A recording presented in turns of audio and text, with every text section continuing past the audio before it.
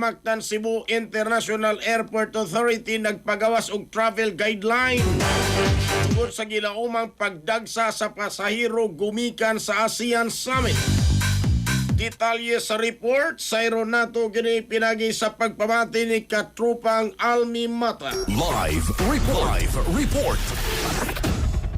Yes, sa gipagawa sa Mactan Cebu International Airport Authority kon MCIAA ang travel guidelines ato sa gilauman nga pagsaka sa gidaghanon sa mga pasahero sugod karong nga adlaw Miyerkules Mayo 6. Kini may kalabutan sa pag-host sa Sugbo sa ika-48 nga ASEAN Leaders Summit nga paghimuon hangtod Mayo 8. Isip pagpangandama, gibatuman sa MCIAA ang masugot nga security measures ug nagpasidaan sa posibleng traffic disruption sulod sa maong panahon.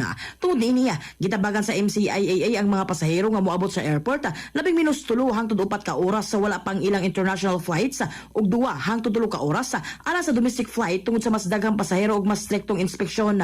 Gipasabot sa MCIAA nga ang dugang nga oras gikinahanglan aron malikay ang kalangay sa biyahe tungod sa mga kalihukan nga may kalabutan sa summit.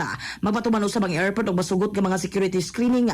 Gitabangan ang mga biyahero nga magdala og valid ID ug travel documents likay ang mga gidili nga butang o magpaabot sa dugang inspeksyon.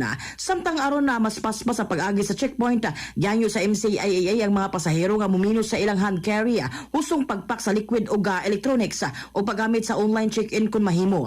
Ginasig usab ang mga pasahero nga magpabiling updated pinagi sa mga advisory sa MCIAA paibalo sa airline sa balita og traffic updates. Gipahinumduman usab sa MCIAA ang publiko nga sundon ang aviation safety regulations laki pa magdilis sa pagbalupad og drone, tabanog og paggamit og laser pointer sa dool sa airport. Mga katropa, alang sa mapahimsog sa palawas, inom og Sanfona Plus Gold alang sa nagkahiusang Pilipino para sa Pilipinas, kininyong katropa Almi Mata, XFM News. XFM report. Sanfone Plus Gold, mapalit sa mga butika sa inyong lugar.